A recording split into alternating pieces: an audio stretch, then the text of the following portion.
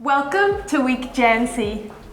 Focused on young adults in the Northwest And their careers in a post-pandemic world.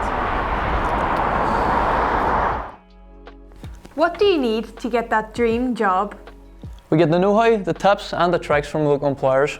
Helping you get to where you want to be in your chosen career.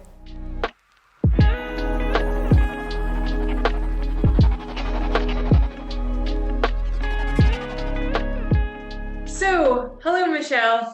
I'm just going to start with asking you to introduce yourself and then just tell me what you do. So my name's Michelle O'Donnell and I am the HR manager for Learning Pool, and I'm based in the headquarters, which is based in Derry.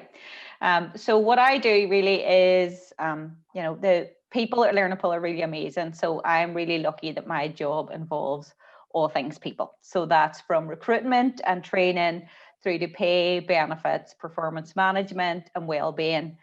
My job really is to make sure that Learning Pool have a team of people who can provide the best products and the best services to their customers, and that those people have all the support and structures that they need to do their best work. So that's what I do. And what is the best way to prepare for a job interview? So I think the best way to prepare for a job interview really is to do your research, Dervla. So and what I mean by research is there's a couple of things that you can do. So research the company first of all, and that's really easy through social media channels, through the internet. It's really easy to find out information on different companies now. So do your research on the company and understand a bit more about them, and also on the role that you're being interviewed for. So when you've applied for the job, you'll have seen either a job advert or a job description that gives you a bit more information about what people are looking for that job, what you'd be doing, what they'd expect you to know, and that kind of stuff. So make sure that you've gone over that, read that, and think about some answers that would show that you can do that job that they've advertised for. Mm-hmm. And I believe that you're based in Derry and you have over 100 staff, is that right? Yeah, we've actually over 260 staff now across the world, Dervla. Wow. So Okay. we've over 100 in Derry, and then Wow. we have offices in Belfast, Glasgow, Nottingham, and Oxford. Wow. We also have an office in Boston, in Massachusetts, and in Denver, Colorado. So Wow, okay. And how do you find talent? What do you look for in people when you're recruiting? what do we look for? So I think Learning Pool has a couple of values, Dervla, that's really important to us. So our values are: we've got your back, do the right thing, and build to grow. So when we're interviewing people or we're looking for people to join the team, we're looking for people who really can commit to behaviours that fit in with those values. And what that means in real life is that somebody who is comfortable working in a team. So teamwork is extremely important. And if you think about the last year, Dervla, where we've all been working as teams, but we've not been in the same room, Yeah. and when your team might involve somebody who's based in Boston and somebody who's based in Glasgow and somebody who's based in Oxford. Mm-hmm. So being able to work as a team and being able to collaborate together is extremely important, no matter what role that you work in within Learning Pool. So that means you need to be a good communicator. And also what we look for really is people who are really open when it comes to solving problems. So people who look at a problem and think, how can we make this work, rather than think, that's not going to work at all. Mm-hmm. And with that comes some curiosity. So and regardless of what role you're in Learning Pool or anywhere else, if you're curious and really interested in what you're doing, you're actually going to enjoy it much more. So a bit of curiosity too is good. Okay. And Michelle, since Learning Pool is in multiple countries, Yeah. did you have the chance to travel to those countries prior to COVID? And if so, do you miss that traveling? Well, I never thought there that I would miss getting up at like 3 o'clock in the morning to go to the airport in Belfast to fly over to Nottingham. But actually, I really do. Yeah. So we would have traveled to see each other and the team a lot, Right. Okay. particularly within the UK. So yeah, we definitely miss that, because it's really, as much as it's nice to still see everybody on Zoom calls or Hangout calls or whatever, we all like each other, so it's nice to be in the same room. Yeah, it sounds exciting too, being able to travel and yeah. So what is the worst thing that someone can do at a job interview? Well, I think apart from the obvious one, like, swearing and not generally being a nice person. I think Yeah. the worst thing that somebody can do is not be honest, right? So I think if, you know, sometimes people come into an interview and they think that they have to say that they know all of this stuff and they can do all of this stuff. And if you come into an interview and you're pretending to want to do a job that you don't want to do, or pretending that you have skills and experience that you don't have, that's the worst thing you can do, because I think, one, it can be fairly obvious, and most people who've Okay. interviewed for a while can spot that you're not really either that interested or you're not being totally honest. Yeah. Even if you do get the job, you're going to end up doing a job that you don't like. Mhm. And not only that, you're going to do it really badly because you don't have the skills. So I think honesty, Yeah. you know, and Okay. being dishonest is probably the worst thing that you can do. Oh, that's interesting.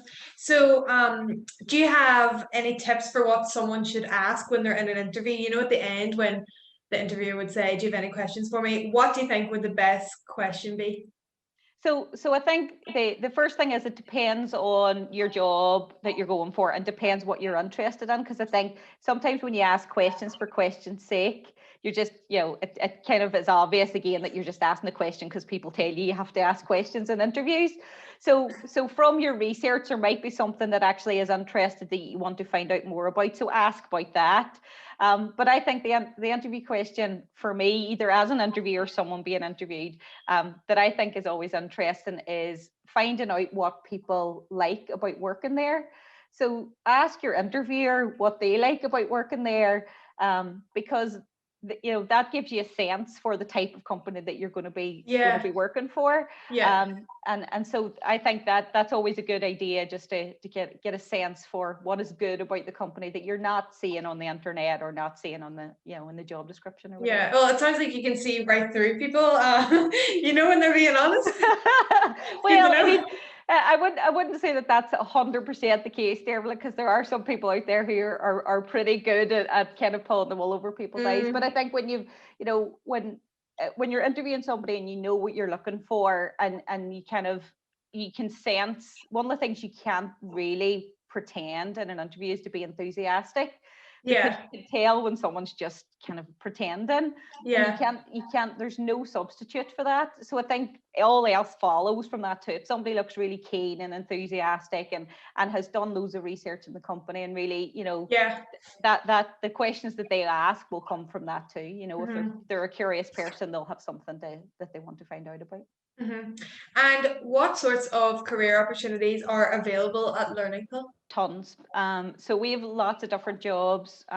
We have jobs because we're a tech company, people think all our jobs are technology, and there's lots of jobs in tech. So we have jobs for things like software developers, quality analysts, you know, that sort of stuff in the technical field. But we've also loads of jobs outside of that. So we've loads of jobs for creative people, for example. So creative artists would work in our graphics area, where they help us tell stories through images. People who are creative in terms of communications might be a learning designer, for example, because they use their words, they convey information, and that could be designing, you know, training modules for people. And then we have obviously people who work in finance, people who work in marketing, and most importantly, people who work in kind of the customer service element. So people who provide advice, guidance, and support to our customers when they're using our products. So there's a huge range of different types of roles within Learning Pool that kind of all fit together. Yeah.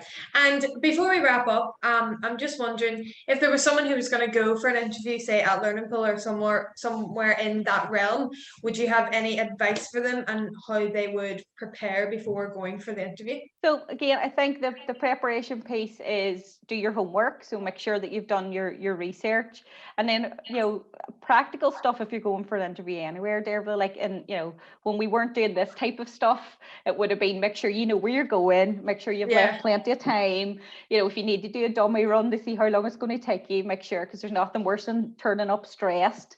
So I think yeah, exactly, because you can imagine if you're late, you're already there and you're not thinking straight because you're already thinking, oh my God, I've been late.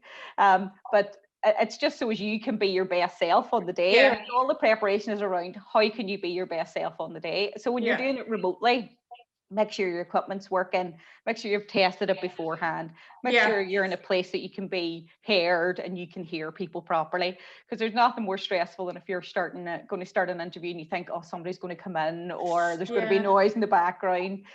So I think all of those sorts of stuff, like the practical stuff, plus doing your research and being comfortable about being able to articulate the skills that you've got, Yeah. will help you Show kind of off. be your best on the day. Well, I mean, that's the thing. It doesn't matter what stage you're at, you know, even if you're not really experienced, and it's your first, you're starting your career off, everybody's got skills that they can use. You know, you use Yeah. skills through school. You know, you're using communication skills now. You know, you use skills all the time, and sometimes it's just about taking a breath before an interview to figure out, actually, I'm really good at this type of stuff. So as you can then be able to articulate that to an Yeah. interviewer. Okay. Well, that was all very interesting. Thank you very much, Michelle, for talking to me today. I really enjoyed everything. So, thank you very much, and I hope you have a good day. Thank you so much, Darlene. See you later. Bye. Bye.